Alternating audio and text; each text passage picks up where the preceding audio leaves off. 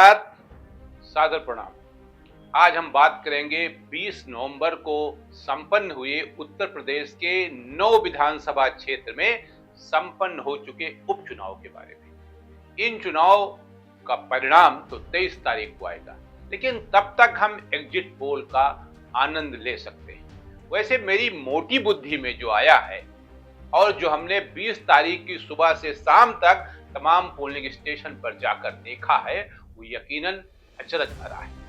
जिस तरह का अचरज भरा है वो तो समाजवादी पार्टी का ट्विटर हैंडल बता रहा है, जिसमें करीब 3 दर्जन वीडियो 20 नवंबर को अपलोड किए गए। सपा प्रमुख अखिलेश यादव का सीधा सीधा आरोप है कि सरकार वोट के जरिए नहीं बल्कि खोट के जरिए चुनाव जीतना चाहिए। इतनी शिकायतों के बाद लगता है चुनाव आयोग की इंद्रियां काम नहीं कर रही हैं। न उसे दिखाई दे रहा है न सुनाई। बीजेपी ये चुनाव वोट से नहीं खोट से जीतना चाह रही है। भारतीय जनता पार्टी ये उपचुनाव वोट से नहीं खोट से जीतना चाहती है। भाजपा हार के डर से प्रशासन पर बेईमानी करने का दबाव बना रही है।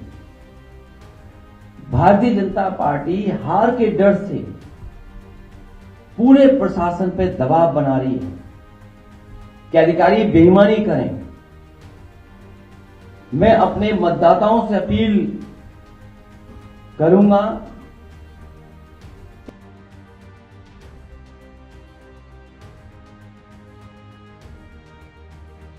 डटे रहें और वोट डालकर ही आएं। मैं एक बार फिर अपने सभी मतदाताओं से कहूंगा, मैं अपील करना चाहता हूं उनसे, एक बार नहीं कई बार जाएं, डटे रहें और वोट डाल करके आए। जो हमें अधिकार मिला है वोट डालने का, उसको जरूर वोट डालें। और कल भी चुनाव आयोग ने उत्तर प्रदेश के समाजवादी पार्टी की शिकायत पर यह बात कही गई थी और चुनाव आयोग ने कहा है कि पुलिस कहीं भी रोक नहीं सकती, जांच नहीं कर सकती है, कार्ड नहीं देख सकती है, वो भी कागज आप दिखाइए। लेकिन पूरी तरीके से आप सब जानते हो, जो वीडियोस आ रहे हैं, जो आपके चैनलों पे चल रहे हैं या यूट्यूब पर भेज रहे हैं, ये चुनाव आयोग ने निर्देश दिए हैं कि पुलिस कहीं। वैसे जहां तक मैं समझ पा रहा हूं, 9 विधानसभा के ये चुनाव योगी बनाम अखिलेश बिल्कुल नहीं है कि जैसा कि लोग कह रहे थे। ये चुनाव योगी बनाम मोदी है। यहां मोदी का मतलब भाजपा हाईकमान से, जो योगी को कमजोर और अलोकप्रिय साबित करने पर तुला है। जबकि योगी ये बताने में लगे थे कि उनकी लोकप्रियता में कहीं कोई कमी नहीं, वो आज भी उत्तर प्रदेश के लिए उपयोगी हैं।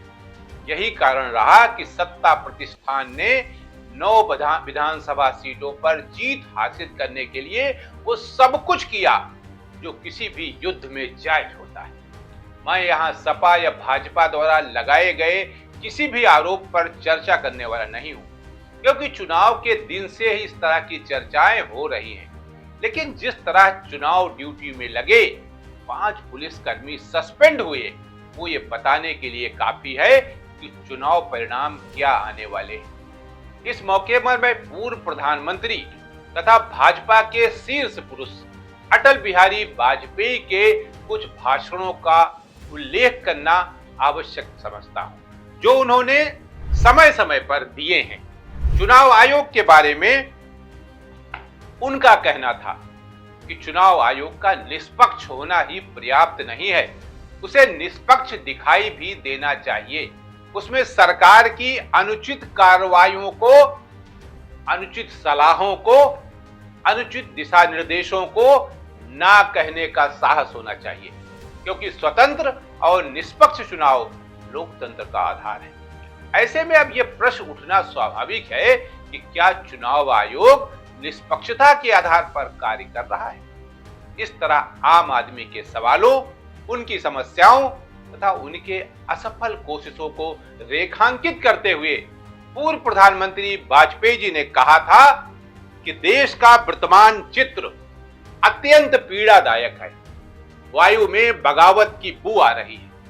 धरती के ऊपर एक अजीब सी अविश्वास सी भरी सनसनाहट सुनाई दे रही है, तो उसके अंतराल में महाविनाश की गड़गड़ाहट भी गूंज रही है। ये मैं नहीं कह रहा हूं कि भारत के पूर्व प्रधानमंत्री अटल बिहारी वाजपेयी ने कहा था। यह है पुस्तक जिसमें मैंने लिया जिसे। उनका आगे कहना था कि भूखा इंसान कब अपना ईमान छोड़ दे कुछ कहा नहीं जा सकता। पीड़ित शोषित समाज के सब्र का प्याला कब छलक जाए पता नहीं। मुझे तो लगता है कि कवि हृदय वाजपेयी जी के भाषण आज भी समसामयिक है और प्रासंगिक हैं और कसौटी पर भी खरे उतरते हैं आज भी। तभी तो वो कहते हैं कि आकर्षक नारे लगाकर, पानी की तरह पैसा बहाकर, शासन तंत्र का खुला दुरुपयोग करके, जैसा कि समाजवादी पार्टी के प्रमुख अखिलेश यादव का आरोप है, सत्ता पर कब्जा करना असंभव नहीं। लेकिन सत्ता किसके लिए? क्या सत्ता के लिए या समाज परिवर्तन के लिए? क्या सत्ता केवल उपभोग के लिए? क्या सत्ता काल पात्र में दबाए गए इतिहास में अपना नाम लिखाने भर के लिए या दूसरे का नाम कटवाने के लिए? क्या सत्ता मात्र अहम की संतुष्टि के लिए? सत्ता का प्रयोजन क्या है?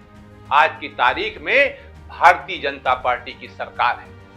देश में उन्हें भी कभी कभी वाजपेयी जी के विचारों पर ध्यान देना चाहिए और अपने आप से भी प्रश्न करना चाहिए कि लोगों को, और खास तौर से एक धर्म विशेष के लोगों को, चुनाव प्रक्रिया से दूर करके, वोट देने के अधिकारों से कथित वंचित करके तथा तमाम व्यवधान उत्पन्न करके और 20% को हाशिए पर डालकर आप 80% को मजबूत नहीं कर सकते। क्योंकि जिन 80% की बात आप कर रहे हैं, दरअसल उसमें से भी मात्र 32% ही आज की तारीख में आपके साथ है।